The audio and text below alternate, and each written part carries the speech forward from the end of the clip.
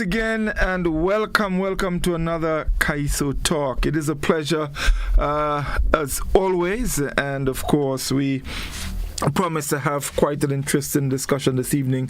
Last week, of course, we had teacher Eddie and Dexter Mitchell with us, of course, together with Val.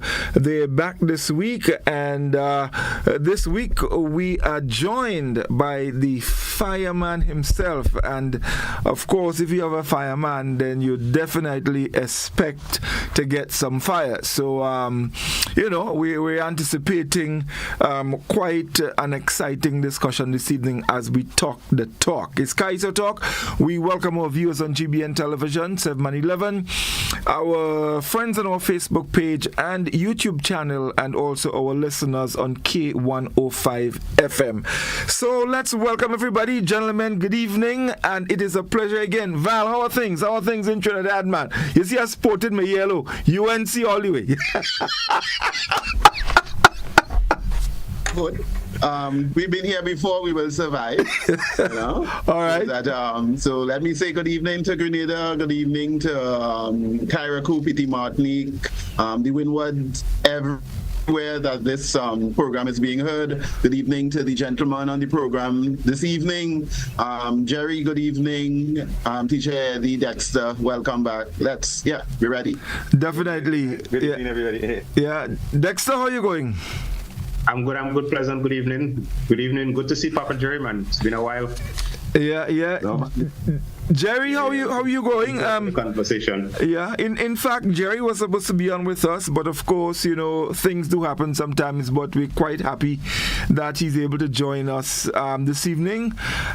Jerry, it is a pleasure to have you. Whenever you're on with me, we always have some interesting discussion, so I'm looking forward to know less this evening. Folks, we're talking Kaiso. In fact, just to sort of broaden it a bit, in a matter of, I would say, hours, Spice Mass 2025 will be launched. And so, we expect things to start moving from there. But I want to start there. But just before that, the fact that Jerry is joining the program for the first time, Jerry, I'm going to start with you. You've been in Kaiso for quite a number of years, and of course, the different variations of the art form, the soca, the groove. Of course, you've been there. You've been at the very top. You've had your highs, you've had lows, like every other Calypsonian. But let's start from the top. How did you get involved in this thing? Or maybe before that, tell us about Jerry Batiste, and then we would come to Papa Jerry. First things first, I would like to say thank you guys for having me. I looked at a couple of the programs, and I must say they're a very interesting program. And once it's Kaiso, I'm interested in talking Kaiso. Right. My journey began in music from a very young age. Since 1983, I showed an interest in music. I grew up in Trinidad. We left here as kids. My mom, she was a trafficker, so Trinidad was our main source in those times, and she left. She brought the kids from Grenada up to Trinidad, and so I kind of grew up in Trinidad. I grew up in Second Caledonia, and then I went to Diego Martin for the rest of my stay until I was like 18 going on 19. I came back to Grenada in 91, I went to primary and secondary school in Trinidad, and then in 1991 I came back to Grenada, and I was very interested in music. But back in those times, what you had was the dance hall thing was just kind of getting into itself. And that was kind of my thing, while in Trinidad, I participated in something called Party Time. I don't know if my brother could remember that. Of course, Amar, yes, Party Time. Yes, man.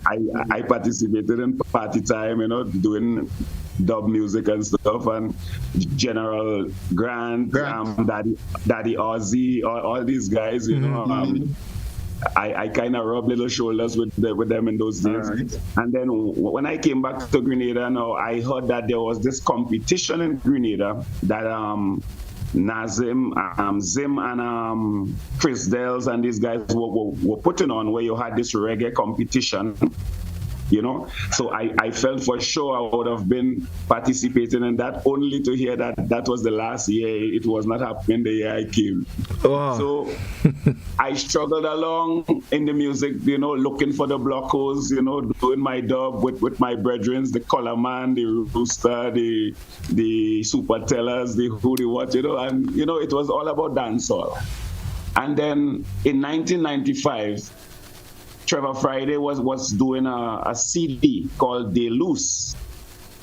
And he kind of saw me one time doing a dub thing, and he was saying, "Man, you're good, man. Trevor had a kind of way about it." Yes. You should come by the studio, man, and do a thing, man. And Eggies and myself, we did a combination called Our Love. And that was one of the song on that CD, De Loose, with Rhino, Black Wizard, and a whole cast of calypsonians in the early time. That year, after that, Ajamo came to me, because, Ajamo was like a brother to us. He and my big brother, they were like ring and finger. My big brother was his back vocals and so forth. And he came with a song called Sukaraga Time. Right, and he decided to just give me a blind on it. He said, "Man, just dub on that, man." And I do my thing there. So I started getting the feel for it. The next year we came and we did Missing My Woman, and a remix of Missing My Woman. And so I was always into the music. I always had my little feel in the studios and stuff, but I never really got established. So every year, Ajamo used to be recording his album for the Carnival season. I used to be up in his studio, and I would get a chance to record a dub. He would do a dance or something. So for me, like in his spare time.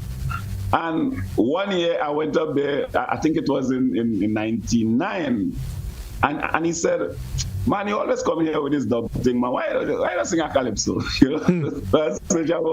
I said, "I don't like this type of music, that's not really my thing, I don't like it. I like to hear people do it, but I don't think it's my thing." He said, "Man, just sing Consciousness in Soca, man." And the year that I was supposed to come out, which was 1999, apparently something went wrong with the CD. Jamo did a compilation with myself. I did a song called The Weapon. Moyaki did a song called Jam Them. Then we had Koro, Smallies. A couple of us, we did a compilation, but the songs never came for Carnival, because apparently back then you had us to get CDs from, I don't know if it was Barbados or wherever they used to get it from. And so I never got that chance to, as we just say, bust. But then Jamo leave now, and Jamo go foreign, and I had to find somebody. And then because I decided I'm interested in music, and then I found this guy called Nodley Frederick, which is rhythm mix. Yeah, Fatman, yes, right, nice. Mm-hmm. And I would say the rest is history. I don't think I have to go any further. So in 2001, I decided, to actually publish 2 songs. I did a song, Fire Burn, and I did another one called Jam Them. And it just got accepted. The people never knew me in that capacity, because singing soca was like a new thing. Nobody didn't even realize, I could have done it, because no one ever taught me, no one ever showed me anything, how to do this or that. It was just like self-taught. And I just became accepted. You know, but I always analyze the artists and them before, because when Ajamo and them used to do Caribou Stars and all these things, I used to hold door for them. You know, I was always around Calypso. When Specky and these guys is the Hoodie Water, I've always been around watching, understanding the crowd, not knowing that I would have actually eventually become stage. You know what I'm saying? Very interesting. And basically that's how it started for me. I decided, you know, I'm gonna do soca, and then I did that 2 songs with Fat Boy, and everywhere I go I'm hearing these 2 songs. So I said, you know what, next year I had to come different. But everybody's saying, well, you're the fireman, boy, you know, and so from there I realized, no, but that could be something, because there isn't really anybody who established, and that's something I would always tell the young artists. Whenever you have to come into music, don't come into the music imitating Papa Jerry or Jamo or nobody. Try to develop an identity of your own. I think that's the only way you're going to really be what you set out to and be. You know what I mean? Yeah, and then I just decided, you know what, bro? This is my thing, you know. I give up all work, all other work. I used to do the little construction thing, and I just dedicate my whole time and all my years to the music, and I've been a Calypsonian now for 24 years. Yeah, very, very interesting. Very, very interesting. I just want to jump to Eddie and Dexter quickly. And I'm sure you guys remembered when this song came out. And as he said rightfully, people did not know. When I heard that fire song, that was the first time I heard about Papa Jerry. And the truth is, and let me make that confession here. The name, and you know, I guess I was just judging the book by the cover. When I heard Papa Jerry, I thought he was this old fella who come and he try a thing, because the name. I honestly thought. Truthfully, the name came from the dance hall, you know. Yeah, right. Mm-hmm. One of my favorite artists in dancehall was Papa San. Yes. Yeah, I love Papa San lyrics. He just had a lot of lyrics. I just like how he used to deliver music. Yeah. So when I started singing now, you know, he had 2 guys I like. I like Stitchy and I like Papa San. Mm-hmm. So I find at a very young age, I was a father. Also, I was a father at 16 years. Mm-hmm. So I decided, you know what, man, I'm already a papa, you know. So you're with Papa. Yeah. Let me just swing back to Dexter and Eddie. And I'm sure you guys could remember when that song came out. That Bonfire Bun. Eddie? What was your thought? I mean, when you heard this thing, and I mean this new thing, this new gentleman come out with Bonfire Bun. What was your thought? Well, as Jerry said, I was around studio with Jamo and them in the early days, so I knew his brother very well. I didn't know him, but I always used to kind of encourage guys around me to, man, if you think you could dub, because I also had in '92 I did Samantha and I had a young guy dubbing on it. Okay. Yeah. So Kellan Ranks, right. So I like to push the young people from way back. Since I don't know, because maybe teaching was my calling in truth. So since I got into teaching and I was around young people, I would kind of push them to that. So I appreciated that Fireborn song. To me, that was a big song. But it was. I mean, everybody. Like, whoa, who is that person, boy? That's a big song. You know, I mean, just that tripping. When I heard Black Dan song this year too, I met him one day and I said, "Boss, that is a big song." Maybe he didn't even thought that the song would have gone that, but I kind of have that air to pick up a song, something about it. Yeah. Maybe the music within me, I could know that is a big song. You know what I mean? So when I heard Fireborn, I said, yeah, I wanted to see the fireman. Then I realized, well, that is them Godfrey brother. You know? So, and that's how I know him. But I mean, it was a good start, Jerry. Real good start, man. Dexter, your thought when you heard about Jerry and came out and not just with I mean Bonfire. The next year he came out with another fire song which was probably even bigger than Bonfire, and he was just on that fire thing, just blowing up the place.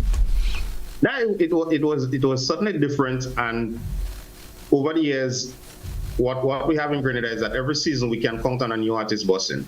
And 2001 was Jerry's year. But also, apart from the lyrics, because the lyrics was stinging, the fun but fire burn, then Jerry had a mannerisms on stage, he had the muscular build to back it up, that he was really going to burn the fire. But also the infectious beat, because remember, you had Nodley coming off for Old Man Alone, Talpree. So what was going to, how was that going to translate into additional music? And here you had somebody, did not have to do jab with Nodley to bust, did something completely different, but it was the influence of the rhythm writers, the rhythm mix. That was, to me, that is what stood out. That music continued in a different vein, and of course he had the lyrics to back it up. But let me just give you guys a quick story about experience with Papa Jerry. So I don't know if you remember, in 2004 he made the semi-final, a Melody Papeted semi-final. It was in Simon before Hurricane Ivan. So I'm managing Carnival, so I'm driving up to Simon. I'm in Vendome. It's 4:30, and Jerry rings me, calls me, but he calls me from his house phone, which means he's in Crucial still, and he's singing in position number 1. And we all know if he's one should have started time in the semi-final. So I was like, Jerry, where are you? He asked me, what time does the show start? It's like, Jerry, the show starts at 5 o'clock, and those men don't play around. If you miss your time, you would not get to sing. Guys, I turned off my phone. To be quite honest, I turned off the phone because I didn't want nobody calling me. I drove up to Simon. When I got to Simon, the anthem was being played. And as soon as the anthem finished playing and I looked around, Jerry was racing inside. When I got inside backstage, I said, guys, what's going on? They said, no, we didn't see Jerry, so he was lining up a jam who was in position number 2 to sing. But he got to sing. Eventually, Jerry got to sing at number 1. Yeah, but that was my recollection with him. And what I appreciated is that he made the effort to be, he didn't say, well, delay the show for me or whatever. He made the effort. I don't know how he did it from Crucial to Simon and got the exactly 5 o'clock. It was an excellent start for him. And I remember, because I don't think he labeled himself a soca artist, although he's been in groove and so on. He's a Calypsonian. And there was a movement of young people. I actually had young guys from Golf telling me that is the only CD they would buy. They would buy a Papa Jerry CD because of the lyrical content, and I guess the influence of the dancehall coming off of Capleton with the Born in the Fire and so on. That influence. So that was an excellent start for him. Yeah. So Jerry, how you reaching Simon? Boy, one of my getaway drivers, I tell you, we had to do it a little above the speed limit. But it was a first for me. It would have been the first time that I would have been actually in Calypso. So there was no way I would have missed that. I had to run. I would have been there. You understand? Did you make the first time I would have been on a Calypso stage, right? In a semi-finals. Did you make the final that year though? Yeah, man. I made the finals in soca and groove and Calypso. And Calypso, fantastic. Yeah. Right. Val, jump in here. I mean, you heard these stories. Can you relate to that? Of course. I think I was in Grenada in 2002. So I didn't hear the 2000. Well, I heard the 2001 song in 2002. And he had a follow-up Fire song in 2002. So I got that. That's why I remember Tangler and what's his name, singing Tangler with Little Boy and Claudius. Right, Wizard. Black Wizard. Yeah. Black Wizard. Yeah. Wizard in 2002. And Papa Jerry. Those were the songs that were just burning up the airways, for me in 2002. So I remember them up to today. Everywhere you turn, driving in the maxis, wherever you go. We were in, I spent 2 months, came there to do the Junior Soca Monarch with, so that we would go to Tanti and then come down the road and whatever and mingle. And so it was Wizard, Tangler, and Papa Jerry. Papa Jerry. I remember those 3 songs, in 2002, mashing up the place. Yeah. Right. So, Jerry, so after Bonfire, I mean, you were able to, consistently come with the Fire songs, and each one was bigger. I think it got you one. I'm not sure if it's how many times, but it got you as high as 3rd place in the Marjorie competition one year. I did. I came 3rd twice in soca with More Fire and Red Hot. And after that, I came like fourth. I came fourth a couple of times. The highest I ever came in a national competition, beat whatever is third. You know, what I've always tried to do as a Calypsonian, because like Dexter said, I always saw myself as a Calypsonian among soca artists, you know, but I just have the ability. I can ride any tempo. It doesn't matter if it's 160, 165. I could ride that because of the dancehall influence. Now, what I tried to do in Calypso was to create a different type of dynamic from the traditional way of singing Calypso, right? Because when I was out there listening, because I was a fan before I became a singer, in terms of a fan being someone who used to patronize those shows. And I used to listen to Jamo and Scholar and these guys. I used to pay attention. I could tell you top 3 positions before it come out. Right. Eddie is a man, always respect Eddie, because Eddie is what you used to call the dark horse in the race. But he always there with something strong. But it's like you always underestimating Eddie. Now they ain't gonna get Eddie, man. Eddie, you know, because it's like his persona is cool, you know. So they always look for people who rowdy and noisy and who could kind of store up this thing. And Eddie has always been this type of double entourage man. He's a man. He always sings crafty music. So a lot of the times when the Calypso is too remains traditional, you find you lose the attraction from the youths, because the young people, what I hear most of all from the young people is that Calypso too boring. So I never wanted to be an artist. That is why the young people could kind of relate to me and the way that I deliver Calypso, because they when they see me, they doesn't really see a Calypsonian per se. You know what I'm saying? And I think that is something that artists Calypsonians have to work on. Let's create music. Let's not just keep the thing in the old traditional sense. If we looking to attract new people or young people in the art form. Right. Eddie, your take on this? You know what Jerry just said as it relates to in terms of the young people. Yeah, and create. Yes. Well, yeah, you will hear that from some of them, you know. But strangely too, you have a lot of them who could sing. A lot of them Kaiso, the real Kaiso, especially those with humor and as Jerry said, the kind of double enter.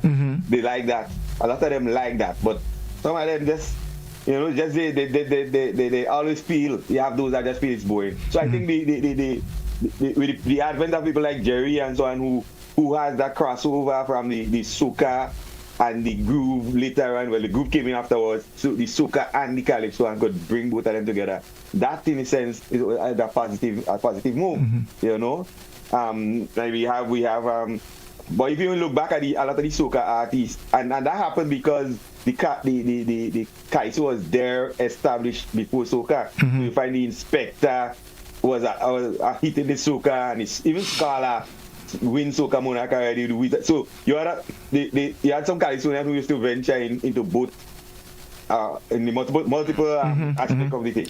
So they're doing soca, they're doing Kaiso. So you see them both places.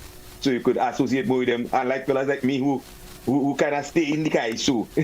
Right. I don't have my own style, but I stayed in the Kaiso and not venture too much into the soca. I mean, when I did Samantha, that was a big song, but I wasn't really looking at that to say. As a matter of fact, that was around the time Soca Monarch came out, I think. Yeah, just 93, yeah, there about 94. But it's a good thing when you could do the both, because one guy meet me and he say, boy, Little J-Lo meet me the other day and say, thank God for Junior Kaiso, because I love to sing with band. Right.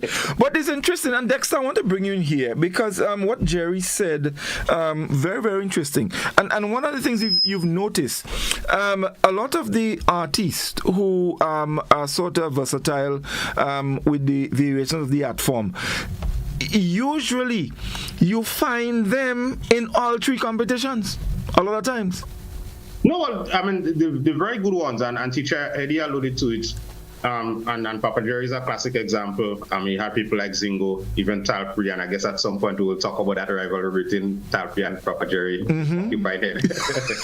But if you started from the foundation and Papa Jerry started with a jamo and so on, you have to be a writer. You have to be able to write 3 verses and a chorus. Then when you get on the magical stage, you have to do the picong verse.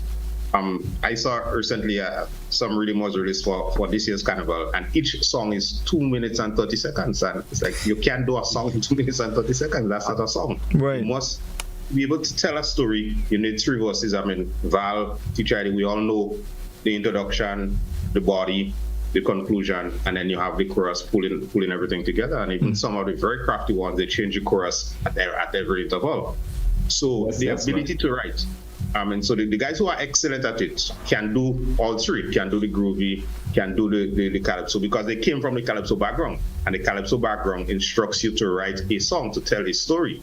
And then you can get, flexible with it, whether you shorten it in soca, you get a little bit sweeter in groovy and so on. But the foundation has to be calypso. And I still don't subscribe to the notion that young people are not interested in calypso. I think we have not done a good job, and we have to take blame and responsibility for it. We have not done a good job in imparting the knowledge to them. I have done junior calypso workshops, and when I went, and you hear the kids singing the soca songs and the dancehall songs, and you're thinking, okay, I'm in the wrong place. But when you start, they can actually write songs. They can actually write, and I think we still need the calypso is important because it helps you to write. We cannot sell hook lines. We cannot sell just a rhyming scheme. Our music is based on storytelling, and if you cannot tell a story, our music is not going to sell. The Black Adam's success is based on his ability to write. When Skinny Bantan got his break with the horn songs, it was based on his ability to write. Talpree Zoluman is based on writing. It's based on a complete song. It's not just a hook line. And so the foundation, the learning, and that's why teacher Eddie gets the credit. Gets working with the young people. They might move on to soca, but the ability to write, because you just cannot do a song in 2 minutes and 30 seconds. That's not a song. There's a series of hook lines, one verse and a chorus and a series of hook lines. But I just want to stray here and be play devil's advocate. But Dexter, I mean, you say, and I totally agree with you that two verses and a chorus is not a song. But we've seen time and time again artists being rewarded for 2 lines and a chorus. And when I talk about rewarded, I'm talking about rewarded $50,000 plus $60,000. Jerry, you could jump in here anytime, that is something that has to be dealt with, and teacher Eddie knows, even Papa Jerry. In my time in Carnival, we formed a judges association, and what the judges association sought to do was instruct the artists. This is exactly what we are looking for. We want you to present a story to us. We want you to present 3 verses and a chorus. No, I don't think there's any connection now between the artists and the judges, per se, or even the organizers of Carnival, to say, when you climb on a national stage, this is what you have to present. We used to prejudge the CDs. We used to listen to songs on CDs and say, hey, this does not qualify to go on a national stage. The present construct is that once you submit your song, once you register, you climb on a stage. And you go under the live in the preliminaries, and people are laughing and making fun of our music, which is, I take it personal, because this is not the best of Grenada's music. So there has to be a reworking of the criteria. There must be a conversation with the organizers, with the judges, saying to artists, no, this is not acceptable. You cannot come on my stage, sing a verse and a chorus, and then do a series of hook lines and tell me that's a song. And based on the criteria, lyrics, development of story, and all the other things that the criteria say is not applicable, but you keep going on from one round to the next and eventually winning, And those songs do not last. The songs that are lasting are the songs that tell a story. You cannot, when you're sitting in the comfort of your vehicle driving, you can't listen to hook lines. You want a story. When you put on the radio, you want a story. You want to hear a story. You don't want to hear. When you go to the fete and the DJ is mixing, bam, bam, bam, one to the next. That works then. But when the season is over, when the bacchanal and the fetting is over, and you need to listen to music that will sell, music that will enrich us, it cannot be the hook lines. It has to be a full song. Right. Jerry, I'm going to come to you, but Val... That goes for all genres and not just calypso. No, of course. Right. Val, I want you to come in here because two things. I have to come in. Because well, you go on. I ain't going to ask you. Dexter has raised a number of things. Yeah? But I think we're jumping ahead. So I want to first of all deal with Papa Jerry and his introduction to the music scene.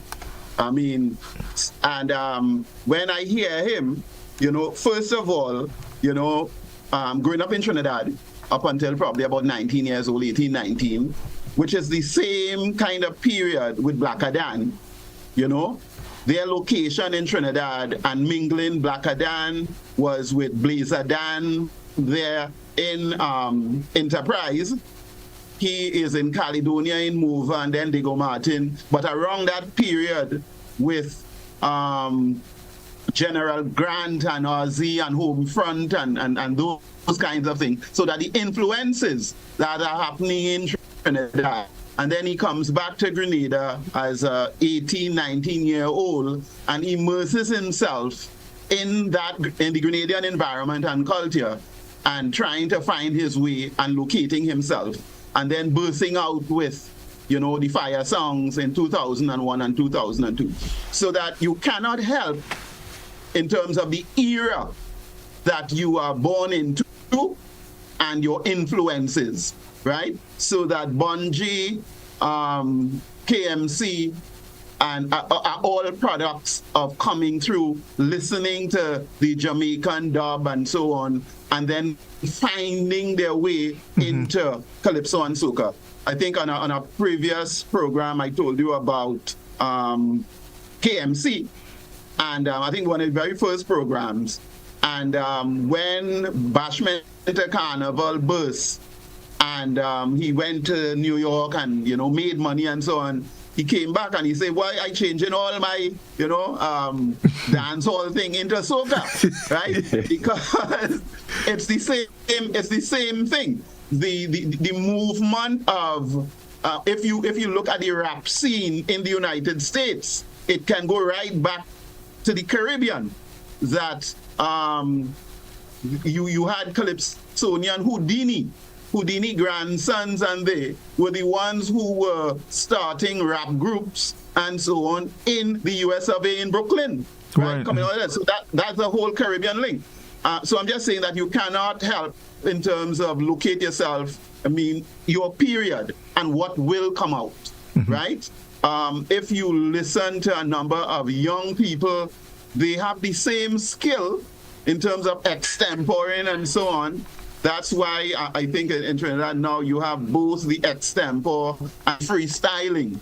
But the ability to freestyle or extempore comes in any generation, right? I think Dexter jumped ahead and talked about a 2 minute or 2 minutes, let's say 2 minutes and 30 seconds song is not a calypso. But I think, and I say we jump ahead because radio now demands that the calypso to be played on the radio must be shorter. The radio station is not going to play a 7 minute or 8 minute song, right? So that those are things that the calypsonian, in order to reach people on the radio stations and in other spaces in the globe, have to tailor his product, his calypso, his storytelling to song bites. I was talking to Crusoe a few last week, and he said, soca is like T20 cricket, right? He says soca is T20, right? So just like T20, where you extract the bare essentials of what cricket is, right?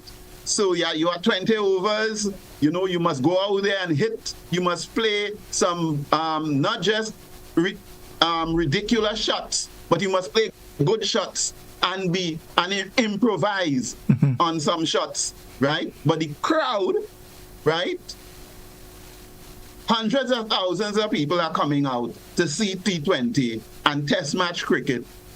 No one. So that if Calypso continues to lament that you cannot change the format, that it must be 8 or 10 minutes long, 4 verses and 4 chorus, then I think that we have to look at that model again, and understand what is happening and where we want to go.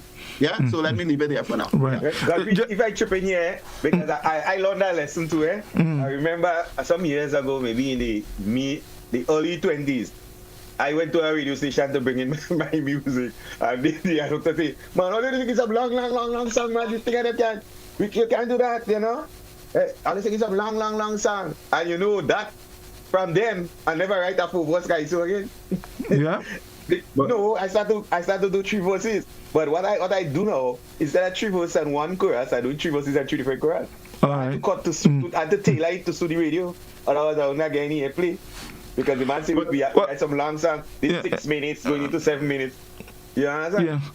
Yeah. Hold on, Dexter. Let's bring in Jerry. Jerry, your thoughts on what Val said and what Dexter said earlier. Yeah, well, that's a fact, But what I used to do, when I doing, as an artist, sometimes you have to know, like, in order, when it comes to the time thing, remember the faster you sing is the less time for the song. So my technique in Calypso is, most time I try to do the Calypso up tempo so I can get in my lyrics in a not so long time so that I could still get that to play. Because what he say is a fact. Sometimes when you look at a Calypso, 7 minutes something, right? When Jericho and them was alive, when he had men who understand broadcasting and radio wasn't a DJ thing, you used to find Calypso used to get it play. Even if we get in 6-7 Calypso in an hour time, and that is it until tomorrow again, but we get in whole Calypso, we get in songs. But nowadays it's not like that. And that is why the youth and them saying it's boring, because to them, the story taking too long to tell. So my opinion is that even the beat in Calypso, even that could be altered. Even that could, in order to attract a different type of audience too. We have to be creative as artists. We can't just be singing the pa-pam, patam, pam, and the brass, bra, bra, bra. And that, listen, as much as I love it, but it has become outdated in the minds of the younger ones. It is not something that the younger ones are attracted to. You understand? So we have to be creative as artists and always try to come up with new concepts on how to make Calypso remain interesting. Dexter, you want to? Yeah, let me just chip in, and I disagree with Val, I disagree with Papa Jerry. Well, Dexter, I think me and you on the same line, but you go first. I still believe and I agree to an extent that, the beat has to change, and we understand that. And I love what Jerry has done with his music, making it a bit more palatable by making it a bit more up-tempo. So it's not the pa-la-la-la, cha-la-la-la. However, we are giving credence to radio. What are the numbers? Can we agree on what are the numbers? Radio does not have that influence anymore. I don't listen to radio. If I want to listen to music, I go to YouTube. You go to Spotify or wherever. So radio does not have. We don't depend on radio for that buzz anymore. Think about what happened during COVID. How many artists, the Afrobeats artists, the dancehall artists, who became popular and sold millions and travel the world based on putting music on Instagram and those social media platforms. So we can extract that. And there's no, outside of where Godfrey works, none of the other entities has program directors where you go and you submit your music, somebody listens to it and put it in rotation. The songs that have been played is your partner that send it for you and you scratch it in and you replay it and so on. So that is one. I still maintain what Skinny Bantan has done. What I Do Wrong Again, Lord, is a Calypso. It is a full story and has been one of the more popular songs in recent times. Black Adam's song is still a Calypso. It's still slow tempo, and it's still one of the more popular songs, because if our music has to sell, that is the tempo that is going to sell, the clarity that is going to sell. So I am not discrediting that yet some of the sound has to change, but I cannot agree that we need to shorten it and those things, because we still need a story. That is what our music is about. Our music is about 3 verses and a chorus. The guys who are playing the songs and the rhythms and so on, they are not interested in pushing our music. They are not interested in promoting our music. They are interested in playing their friends' music and in creating a hype and creating a buzz. But when our music is given the chance, when our music is given that opportunity, it does extremely well. And I still go back to what Skinny Bantan has been able to do what Kes is doing. Kes songs are calypso songs. It fits now the genre of groove and soca, but it is written as calypso songs, and that is where the music has to go. Yeah, as I said, I want to jump in quickly, Godfrey. I could easily say I'm a traditionalist. I like calypso. Maestro, Mr. Trinidadian. No, Maestro, Mr. Trinidadian has about probably about 10 verses. I listen to all. And all the good calypsos, I would listen to all for 12 minutes, for 10 minutes. But that's not the point. The point is, I'm saying that we are living in a world that is changing. Now, maybe the time will come where you need to create, as Crusoe said, a T20 kind of song, which is a calypso, for particular spaces. And you have your four verses or 3 verses or whatever for the stage. Now, the other thing is that in the arrangement of the song, and Eddie, you will come in after, some calypsos you have almost like a 24-bar intro, right? And the calypsonian also want to have the same 24-bar intro after every verse and chorus. Yeah. Now, the intro could also be shorter, so that you could have for your own comfort, you could have a 24, 20, or 16-bar intro and an 8-bar intro after the first verse and chorus going down. You don't need to go back to 24 and 16 or 20, But we need to understand that music can be tailored differently for different mediums and media, right? And it is not just one size fit all. So I think that is the discussion. The discussion is not whether, I want to butcher calypso in its form. I think that calypso in its present form in terms of traditional is great, but it cannot be, if we are talking also calypso in terms of a particular kind of commodity, where it can go and be played. Just as the cricket, Our colonial masters, the English, wherever they go, they colonize the place, they give us cricket, and we know how to play test cricket. But somewhere, maybe in I think it started down in Australia with the Big Bash, say, well, let's break down this model, right, for entertainment's sake. And now, cricketers who are not even good test players are the richest cricketers in the world, So and it is still cricket, right? So let's be open about what is happening to the calypso. While we want to keep things in its purest form and remain purist, yet the world is changing around us, and we can package these things differently for different events. Yeah. So let me just a quick reply to Val. I'm agreeing with you, and I'm saying that we have already done the repackaging. So that's why you have Skinny Bantan doing a different form of calypso. You have Blacker Than doing a different form of calypso. And I agree that the arrangement, in the musical arrangement, you can shorten some of the introduction. Dexter, I think they are doing what comes naturally to them, as I was saying with Cherry and Bungie and so on, because of how they came into the thing and their era. They are doing simply what comes naturally to them. They did not go into a lab and say, well, I'm going to do this.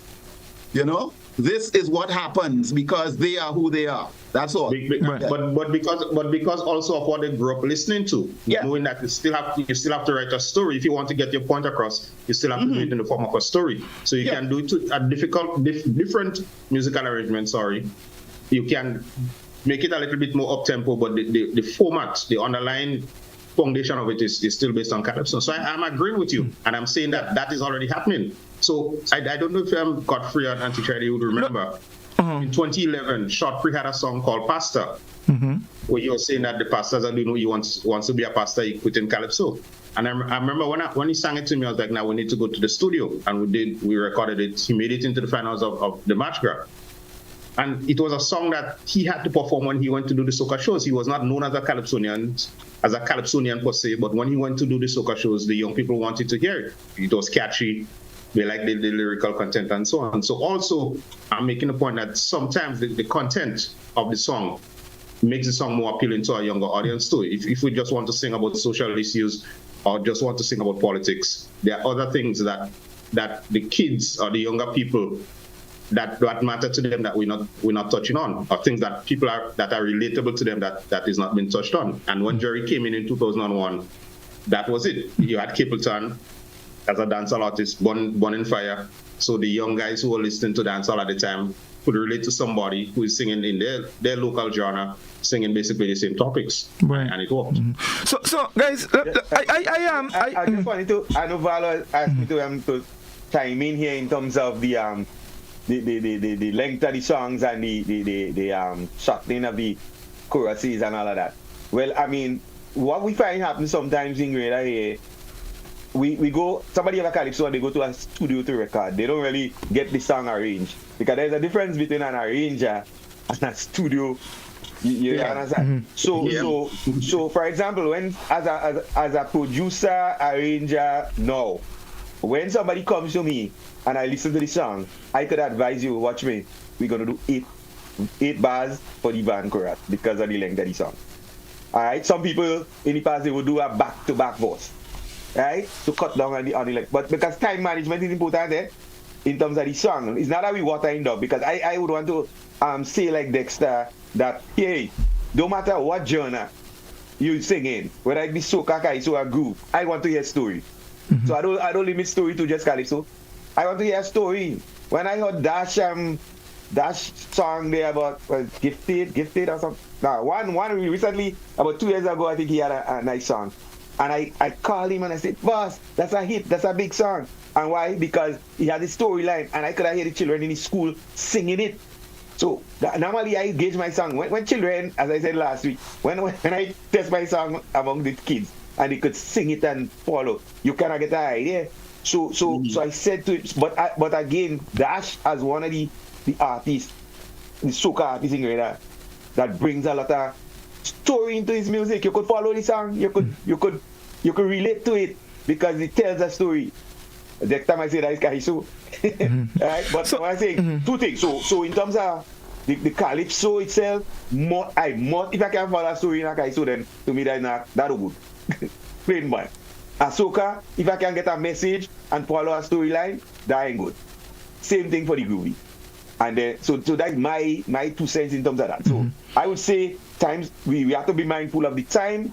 Yeah, we say that okay, you have YouTube, you have Spotify, however, we could post your music. Thank God for that, because the radio people sometimes they used to filter anything too. But now you could post your song there and you could go big from YouTube, right? So so you're not really dependent on airplay on radio. But still be mindful that you need time. You don't want to sit down there and as Derry says, them young people say, what? They'll be bored. You want to make them feel, something worth listening. So good music, good storyline, not too long songs would always get the edge. So right. I mean, and I've listened to 4 of you all, right? And I've agree. I agree with some aspects of what you guys say, but there are a couple of things, because I believe, and I think you all have narrowed it down in a little bag, and a couple of things. Jerry made some very important points, and so did Eddie, and Jerry said something that young people are not interested. He also made a reference to the radio stations and what they play and what they don't play. Now here is my thing, and this is where I think the art form is suffering. Now there are a number of stakeholders, and we have to look at this thing broadly from a cultural angle. There are a number of stakeholders who are supposed to be playing a role and they don't play a role. I'll give you an example. So, for example, the body that is responsible for issuing license for radio stations, for example. Now, I know that there are radio stations in Grenada that will not play Calypso. They will not play a Calypso. Now, you have a body that is responsible for issuing a license for a radio station. Why would you issue a license to a station that will not play Calypso? Calypso is an integral part of our culture, and I believe there are some things that should be mandated. Now, some years ago, I had an activity up, where I'm from, in Tivoli. There were a lot of children around, and there was a DJ playing, and then he started playing a Jamaican song, and I stopped him. I said, no, I don't want that. And he says to me, well, that's what they like. I said, no, that's what you are feeding them. And this is the problem. This is the problem. So I do not believe that young people are not interested. What is happening with young people? They are fed one particular kind of food. So that's what they know. That's what they know. So if they don't know anything else, how would they be interested in it? And this is where I believe all the stakeholders are involved, right? Why would a radio station hire somebody who just comes on and just play all kind of music and mix and make noise and just talk nonsense? It doesn't make no sense to me. It doesn't make no sense. And these are some of the things on the outskirt that is affecting the art form. Yes, I believe that Calypso has a role to play. I do believe Calypso needs to up their game in terms of their content. And there's a lot of little things that could be done. But everybody has a role. And we must understand that Calypso is an integral part of our culture. And all the stakeholders must play their part. So that when Jerry brings his Calypso to the radio station for airplay, no the announcer would be out of place to tell you song too long. Tell him write a song. And these are some of the things that we need to address. And mind you, I do agree with adjustments, with everything else. I mean, we need to adjust. Change is the one constant. It's inevitable. So I agree that changes, of course, to beat and all of that, they are necessary. But I also, and I'm firm on that all the stakeholders must play their part in ensuring that this thing continues. There must be balance in everything. And we probably don't realize how a lot of the things that we give a lot of precedence are interfering with the whole scheme of things. And I mean, we could go on, on that. But this is my take on this. Mm-hmm. Godfrey. Mm-hmm. So let me just chime in first of all, because you see, as we started talk cultural things, it shifts into business, right? So that radio and radio stations are a business. Mm-hmm. They are not in the business of promoting Calypso or soca. But I just want to stick in. But and I agree. But they also have a responsibility. Their responsibility is to protect their investment and to make money. Not any business. That's not the only, because unless you legislate and say, well, look, and it has happened. This discussion came up in Trinidad some years ago. We marched for it somewhere in 1995 or so. Yeah. So unless you legislate, as other countries have done, and demand 50% airplay, right? Then in a free market world, radio stations are in the business of selling advertisements and making money and so on. They are not in the business of promoting Calypso and soca. And once we understand that, then we have to find ways to make our product work or in a sense, tailor our product to suit them. So it comes right back to the fact that a radio station that is set up for a business has no guarantee that it will play your 7-minute song, but it may squeeze in a 2-minute 30-second song, you know? And can you make the adjustment? Can you get enough of your message into that 2.5 minutes for the radio station while you do your thing for competition in another breath? But here's the thing, Val. But here is the thing. So you're saying that the radio station, and let's break it down. We're saying that the radio station is not in the business of promoting your calypso or your work, all right? But how do they function? How do they get advertisement? You see, the whole point about it is promotion from any media house, radio station, whatever you want to call it. The general operation is a promotion. You promote music, you promote programs, you promote advertisements, you promote all of that. But here what? With all the promotion that you're doing, or for the business aspect of it, you need people, you need the population to buy into it. So if the population will buy into the music that you play, you will attract advertisements. So it's not a case where, and on the surface, yeah, they want to make money. But how do you make money if nobody's listening to you? You won't. You won't. You need people to listen to you, and by people listening to you, this is what is going to attract advertising. So my point is, if there is balance and you promote good music, you promote everything, then people will be drawn. People will be exposed to a lot of different things, and so then the business aspect comes in. It's what you put out first that is going to bring the money. You know, it's not just money and then it's the other way around. If you put out, if Jerry don't put out a good Kaiso, nobody can call him to go and sing on a show. So can I chime in? Yeah, sure, Jerry. Yeah. Yeah. You remember when there were fewer radio stations? More local used to play a final. What is your thought about somebody investing in a total local radio station?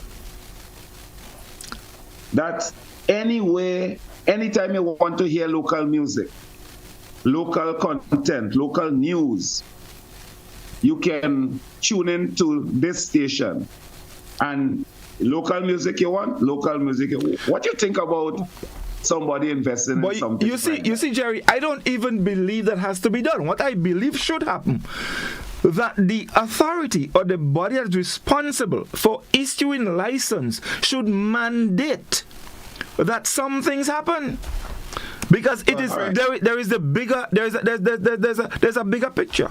And let me just chime in. I don't want to hug the conversation, but Superior, who is a Calypsonian, Lord Superior, you know, Andrew Macano, tried that in Trinidad, having a radio station to play Calypso.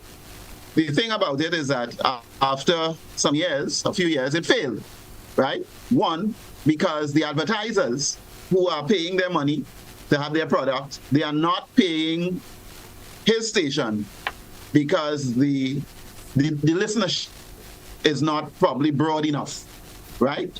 So that it's a novel idea. It sounds good, but in a business world, and as I say, in an open market world where people are placing their advertising products and giving the radio stations money, you know, to play their ads and so on, the 60 seconds, 45 seconds, 30 seconds, 15 seconds, and so on, they are not placing it in that radio station because there's a limited kind of traffic there, right?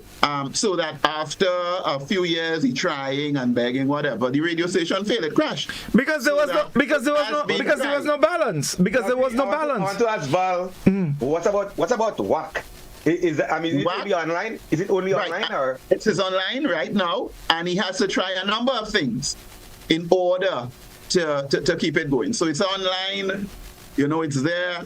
And if you interact with Kenny, he would tell you the same thing. It's really difficult to have a radio station that is just trying to promote a lot of local content.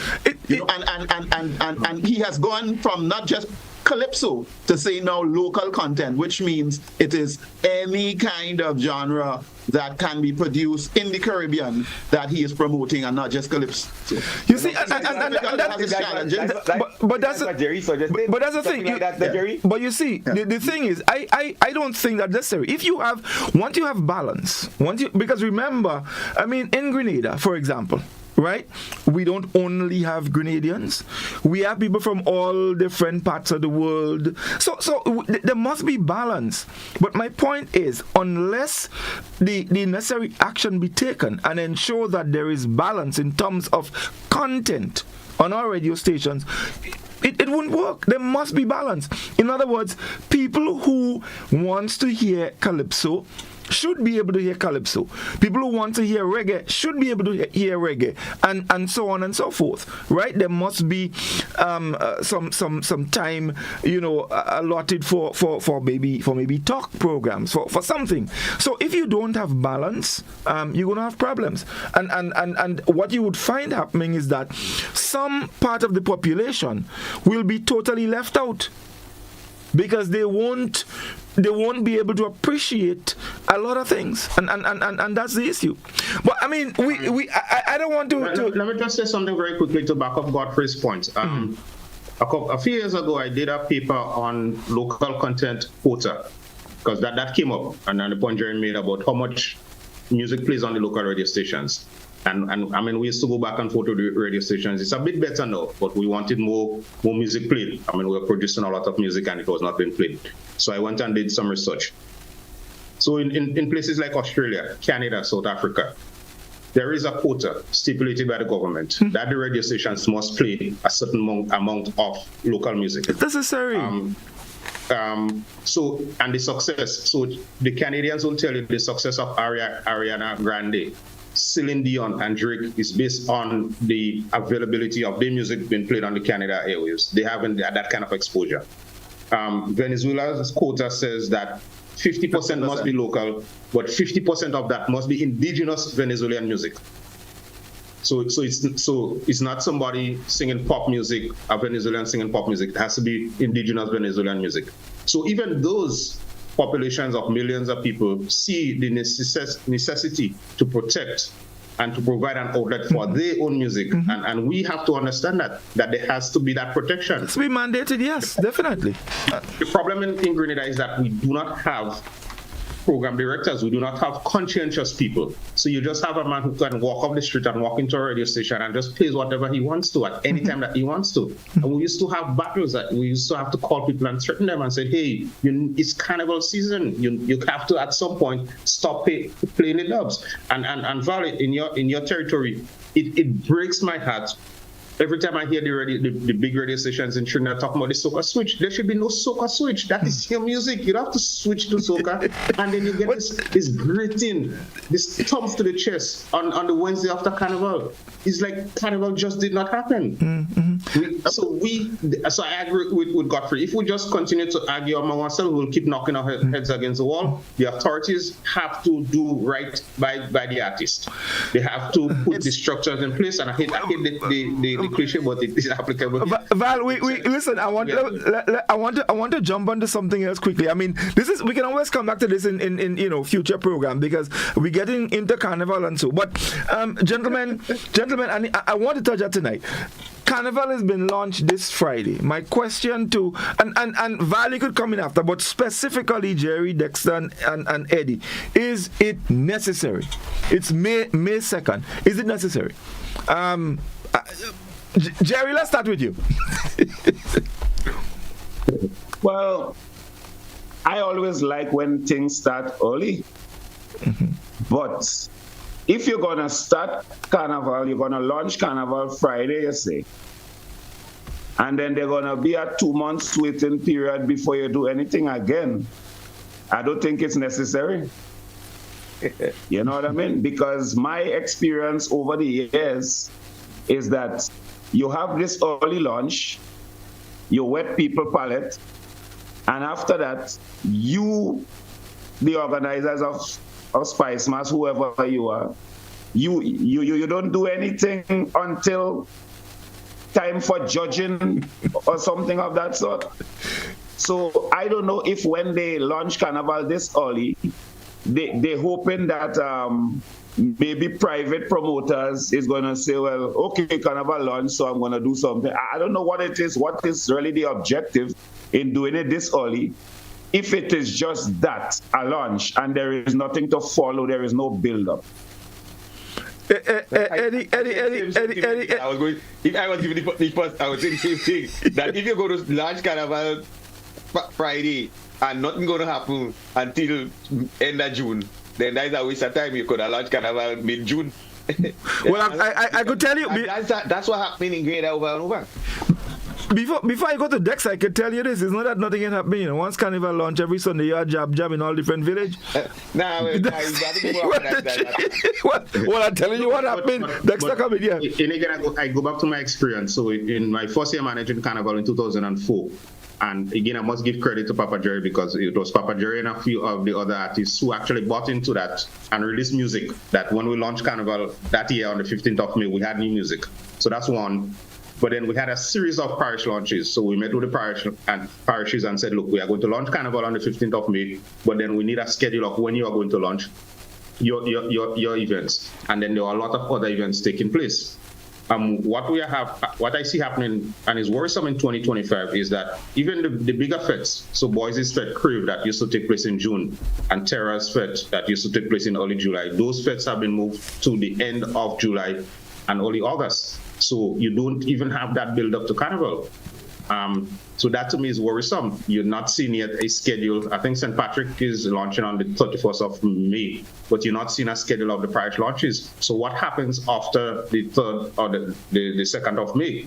What we know what is happening is that the Spice Mass Corporation, using the powers of the Carnival Act, is launching Carnival early and saying that if thereafter, if you want to do an event, you have to pay us a license to do the event. And that is the only reason Carnival in this new construct is being launched as early as it is, because there are no plans for no activities until we get to the preliminary stage of the judging of the events. That nobody could speak to a full schedule of events, whether it is Carnival City. I mean, I think there was hardly any Carnival City in the last couple of years. So whether it's a Carnival City, whether it's the parish launches, whether it's tents opening, speaking to the Calypsonians, having the traditional mass band do the launches and so on, none of that is scheduled as yet. All the concern is Carnival is launched. So any activity that you want to do thereafter, including church activities, I heard today that becomes a Carnival event. You have to go to the Carnival office and you have to get a license, and it means more money is in the coffers of the Spice Mass Corporation. So. Yeah, but Godfrey, in light of that, I have not seen a schedule, but I was talking to somebody today who tell me that there is a schedule. They saw a schedule, and there will be something like the Carnival City. I think the person that will change the name. I don't even know where and when, but it's a credible source that they saw it, and there would be a because I was talking about. Even last week we were talking about the Trinidad thing. So I was talking about that, and it was telling me, yeah, they saw a schedule, and there's going to be something like a Carnival City. I think the name change. There's a name change, but I don't know. The Spice Mass itself, I don't know. Maybe they're waiting on Friday to roll out something because I don't hear anything. Well, okay, they expect the tents to start rolling out after that, but then. Tens in Grenada depends on subvention. Yeah, but that's the thing. How do you sustain that? I mean, between now and August, 10th and 11th, how do you sustain all of these things? How do you sustain it? Jerry, you can tell me? Godfrey, no, I know it's a Grenadian thing, so I'm not getting in that, you know? No, but I would, no, but we also, I mean, we also like to know what happens in Trinidad. You start in May, and Carnival is in August, so it's 4 months, right? Looking from the outside, I see nothing wrong in launching Carnival, you know, in May. and I'm just kind of backpedal. I know that there are big bands in Trinidad. The week after, or even from Ash Wednesday, they are launching already. Just after Carnival, a week after Carnival or days after Carnival, they are basically in the mode for next year. Meaning that it takes time, planning, drawing, sketching, whatever. They are getting ready for Carnival. So it's a year-round thing, In terms of Soca Monarch, when it finishes, I mean, when I was part of it and production manager and so on, when that event finish, and you, after about a week or two, you begin preparation for Soca Monarch the next year.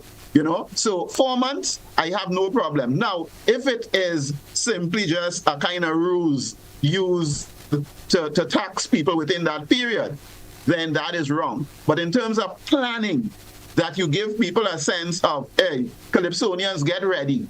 There are people who want to, let's say, enter the Monarch, but 2 weeks before they're now looking for a song, a month before they're now looking for song and whatever to write. So if it's simply a psychological thing that tells you, get ready, Carnival is coming, it's 4 months away, we, in terms of Spice Mass, as the administrators, are putting some things in place, but you, the participant, need to start to get ready. You need to go by Eddie and Papa Jerry, look over your lyric, get it right, prune things and so on. If it is about that, then fine. But if it is just some scam to tax people, then that is wrong. Yeah. So let me just put that out. But Van, the planning you talk about should have happened prior to the launch, because the office is a full-time functioning office with a full staff.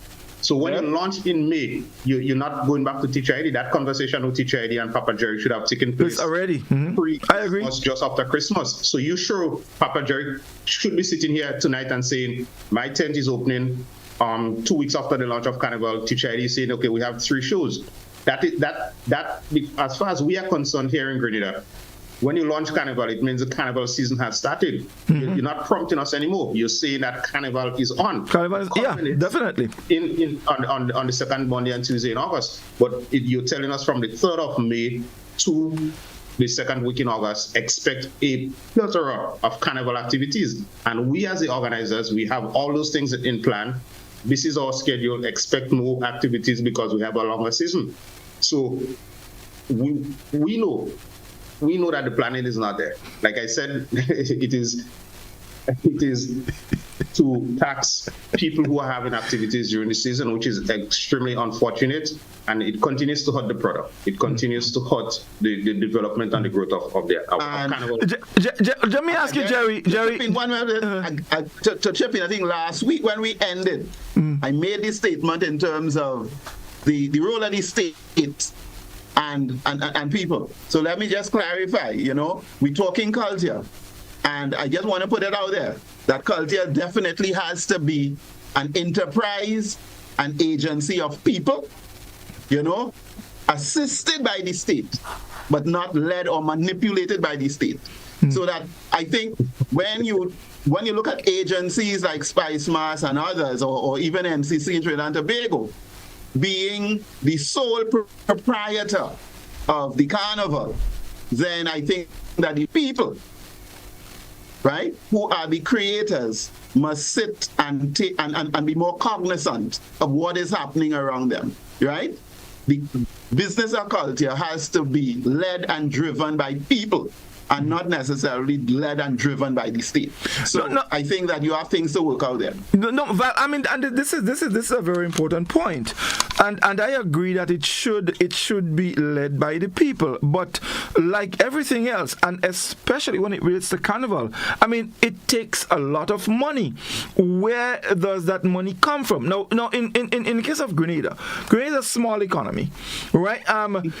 In terms of support or sponsorship, everybody has to go back to the same people for support for every event, basically. So Jerry, how do you, if you have to get your tent started now, Carnival launch May 2nd, you know what, we have to get a tent going. You have to get your tent started, Jerry. How do you do it? Well, I will tell you something. Over the years, when I analyze the structure of these things, one of the best carnival I experienced was 2004. And it just happened that when Dexter was running the thing. And I'm not saying that to blow each up, you know, but the carnival went Dexter, we got to bring it back so smoothly. It was like artists had everything they desired, you know, like Dexter kind of understood the need of the artist, so it was just like a smooth flow. Now let me tell you something. You see this tent business? That is something that when we talk calypso, there is no carnival without the artists. There is absolutely no carnival without the artists. And the way the artists are treated, with this little pittance and them that they just want to give to artists or artist structure. You know what I realize with politicians and governments in general? They love to destabilize. Like the institutions that exist, they have no respect for the institutions. They try their best to weaken institutions because they know once institutions are weak, they cannot fight, they cannot demand anything. And imagine you're asking me about tents. I sure on paper you have about 4 tents right now, 5 tents we could call out by name. But the artists and them in the tent, if somebody don't write for them, a lot of them wouldn't be able to sing. So the readiness of an artist, you know, down here is not like if Calypsonian living by Calypso. It's few of us that had that belly to even try that, you know. So it's like a part-time thing for a lot of people, a lot of quote-unquote artists. So these people in authority, they know that. So they're not in any hurry to say, well, boy, we would like the carnival to start kind of early. Look at all the subvention, because they know we're depending on the subvention in order to get the ball rolling. Because it's not like if the tents have bands aligned with them so that we could just call up a band and say, boy, we want to make a practice, boy. It's nothing so. If the man don't get money, they don't move in from the home. Right? We, the artists, don't have much ways. We, the tents, I should say, I'll use the tent analogy. We don't have much ways of making money, quote unquote, in the off season because we don't have no backative.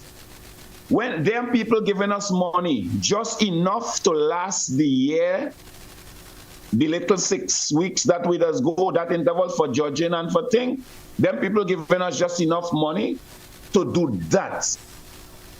They just talk about when they give us the little money, they want us to do how much? 3 shows or 2 shows and then judging. I just laugh at them with that stupidness.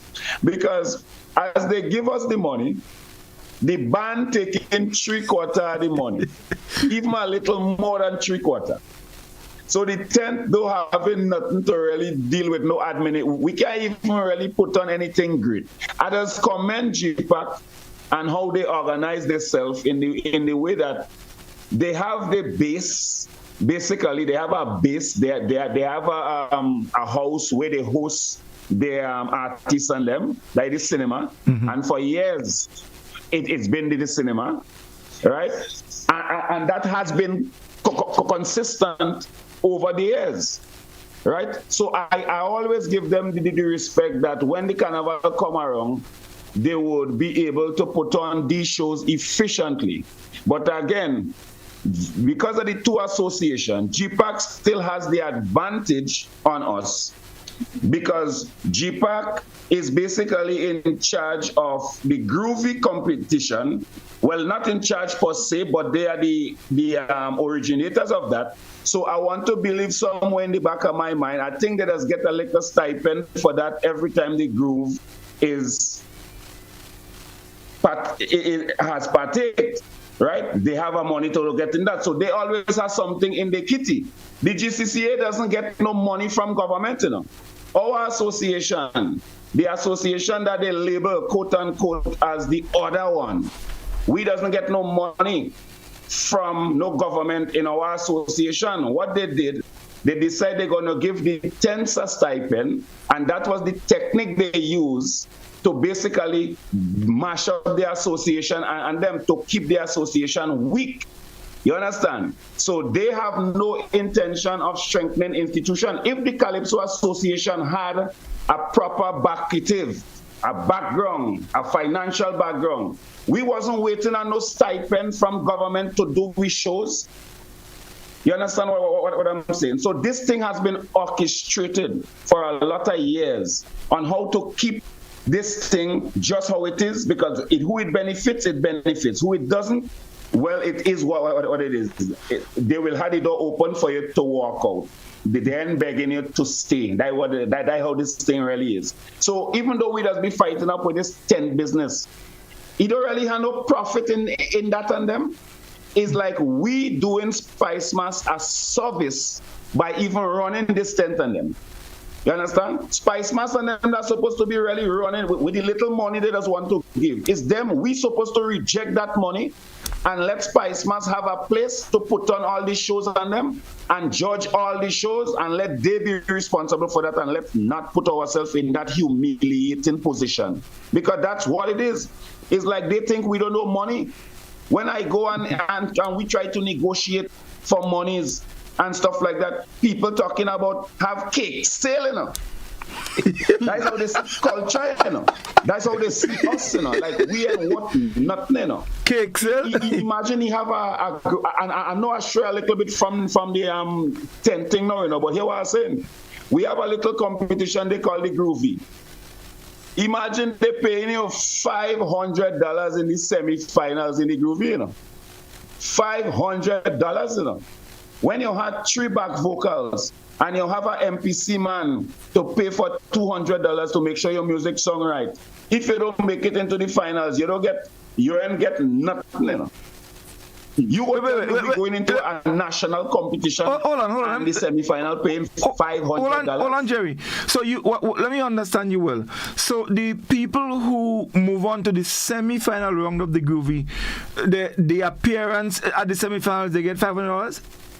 $500 for the Groovy and that. I can't believe that. I said that last year. When I see all the guys dress up and come out to put on a show, and I hear the appearance fee, I was like, well, this is ridiculous. Even Kaiso, Jerry, but timing memorial is $2,000. That could cut anything. That can't cut nothing. Well, I don't reach there yet, That's appearance fee for Kaiso. You have to do Kaiso. So hold on. Let me tell you something. Let me.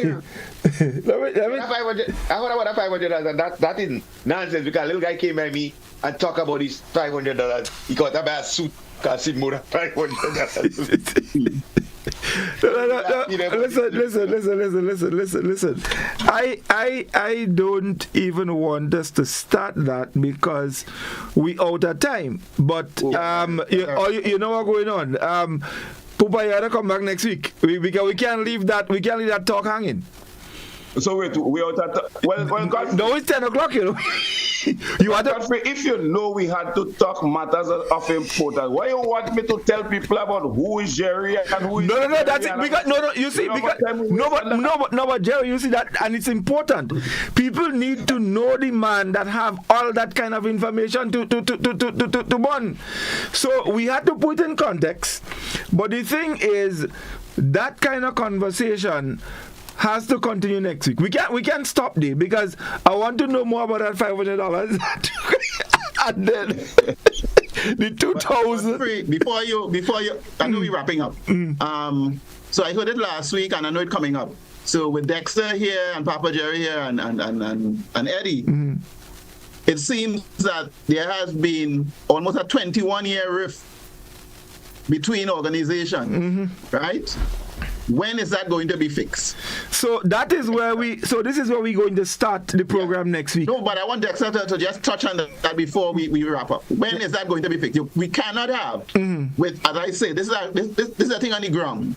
So for the people on the ground who have these organizations, and I say, remember what I said, that culture is an enterprise of people, right? Not necessarily for the government leading everything. So we cannot have an organization on the ground riffing and so on, feuding for 21 years. When is that going to be fixed? Dexter.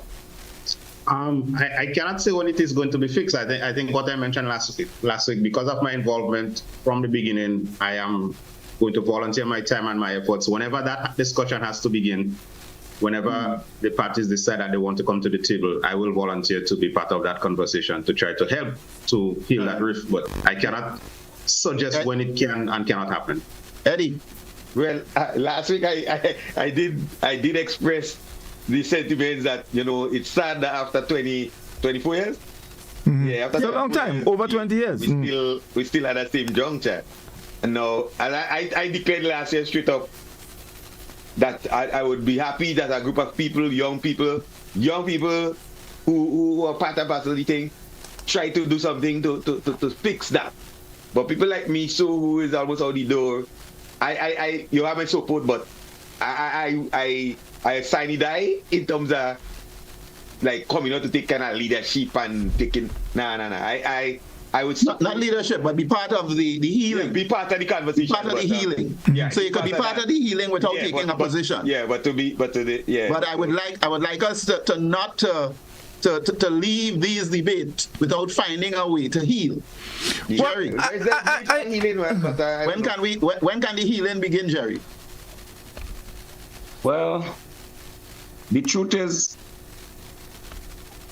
it depends on the love people really have for the art form.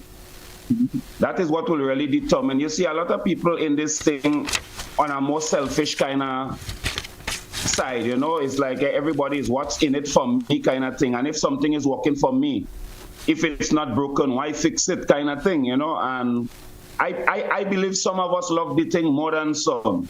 And it's those of us that really love this thing. You see, like what Dexter said, he willing to volunteer his time. I think we need more people who is willing to do that in order to really sit and jot a way forward. Because as long as it remains how it is, we already don't know that these fellas and them on the top there, that is what they love.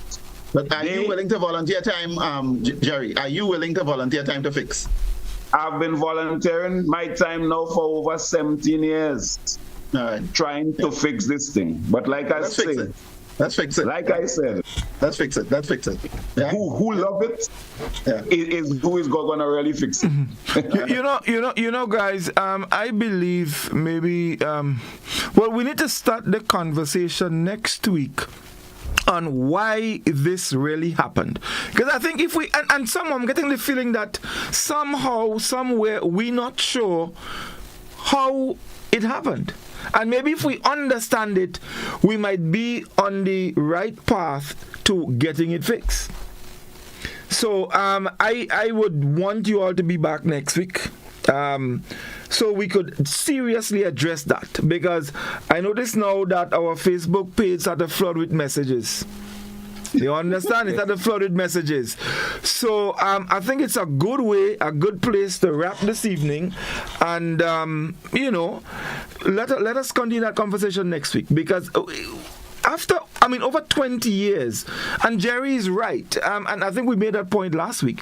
I think the powers that be, they take advantage of that, and I also believe that there are Calypsonians who lend to that, and unless a serious effort is made to address this issue, we would find that situation continues, and it won't help. Groovy semi-final will continue getting $500. I mean, come on. We're not going anywhere. $500 can't even buy a snow ice. Not in this kind of times. Not this kind of They times. don't value. They don't value the artists here, my brother. There are a few artists here that is treasured. Here is not about everybody. It's not about the culture holistically. It's about just a few. And so I think we need to seriously address it, because the fact that they know that it is important for maybe the disbanding of both associations and have one solid body, and I would suggest, if it means that Parliament, you have to go to Parliament and pass some kind of act, then so be it. Because if nothing is done, we'd forever be in that situation. But Godfrey, as I said last week, the two associations are registered. So it's not a case where you could disband them just like that. We're going to Parliament. We go to Parliament. I get them to come together. Go to Parliament and pass an act. So the Parliament could just disband a trade union and say, You could. Something had to happen. Something had to happen. One thing I would like to say before we wrap. The government could only stop something that they're funding in. Well, they don't really funding the associations. Exactly. The associations doesn't get no money from government. Well, let's see how we can work. And I think it's up for discussion, so we can discuss it. So, gentlemen, let me give everybody 30 seconds quickly. Eddie, 30 seconds. Yeah, well, I would just say thanks for having me on this program tonight again. I look forward to next week and continue the conversation. Yeah, Dexter? Just quickly, Jerry mentioned 2004. One of the reasons it worked is because I worked really hard. 7 days a week I went to the office and I connected, I understood and respected. I did not take it for granted that I was the manager and I was working with people I looked up to, people I admired, I saw on TV, I listened to on the radio. And they were at the forefront. Whatever decision was taken, some people did not agree because it did not always favor particular individuals, but the decisions that were taken was in the best interest of the practitioners of Carnival. And Valley made that point about it's people, and we have to respect the people, because without the people, without the Papa Jerry having to come up with the monies to record his songs, or the guy who has to go pay them on a bale of cloth to sew a short new outfit, without them there is no Carnival. And it starts there that we have to respect the practitioners. And once you start there, up to this day, people still refer to me as Culture Man and Carnival Man because of the relationship with them. I know where Papa Jerry lives because I went to look for Papa Jerry. How many people who are in Carnival right now knows exactly where Papa Jerry lives? That kind of thing. Sleep on studio floors, go to the still band yards, go to mass camps and look at what was happening, So moving forward, I think, we need to make it less of a state apparatus and make it more about people, get people involved who care and who like and want to be involved, not people who like and benefit from the division of the associations, but who are genuine about getting them together, who are genuine about highlighting Pan. Because it seems as though we are just going through the motions. And let me just wrap up with this. So Friday comes, we launch Carnival, and that's it. And whatever happens. Oh yeah, we have to do the preliminaries, and son will just do it. As opposed to there being a genuine love and concern. I'm hearing right now, and the CEO confirmed it, I think, beyond the headlines on Monday, that the subvention to the parishes are going to be cut by 50% from 20,000 to 10,000. So it means that Carnival outside of St. George's is going to be affected again, and by financing. So Teacher Eddie and Papa Jerry, I don't know what all they might get for tents, So it has to be less about the state and the control of the state and more about people. And I think that when I was involved, that I made it about people. Right, Jerry, your final comments. Well, I would just like to say thank you for having me. I look forward coming back because we have not even scratch the tip of the iceberg here. That's right. I appreciate the gentlemen on the panel here tonight, people I respect. Nice meeting my friend from Trinidad. I think it's the first time I ever met you. Nah, man, you met Val before. You just don't remember. But some very knowledgeable and very articulate. Love speaking with you guys. Boy, I love Calypso, and I will do anything to ensure that Calypso is up there with any other one of the genres, you know? And we had come together, or attempted to come together, Scholar and myself. We even came up with an idea of a name for a new association, or even a new interim association, which was CUF, Calypso United Front, you know? But I don't know, you know, things happen and it just never materialized, you know? But I'm hoping that for the interest of Calypso and for the interest of culture, that this is a dream that is realized once again. Thank you very much, Jerry. Val, your final comments? Well, always a delight to engage with the personals from Grenada and to talk cultural things. And as I say, at the end of this Calypso talk, I definitely would like to see the riff healed and a step forward. And I think that we have the ability and the wherewithal to make that happen, you know, with the people I'm engaging with here. I know it is possible. So let's just send out that message positively, and I'm sure that the whatever echoes and so on that you hear coming back to you, we will make it happen, you know? So once again, thanks for the engagement, and I look forward for future engagements. Yes, indeed. Well, thank you very much, gentlemen. Always such a wonderful pleasure, and I'm looking forward anxiously to next week. Yeah, indeed, it's going to be a lot of information coming out. So thank you again, our listeners, our viewers. Thank you for staying with us until next week. Well, enjoy your May Day celebration tomorrow. Please be safe, and of course, I'll be back with you on Friday. Please God. Thank you. Do have a good night. All the best. Thank you, everybody. Yes. Good evening, all. Take care.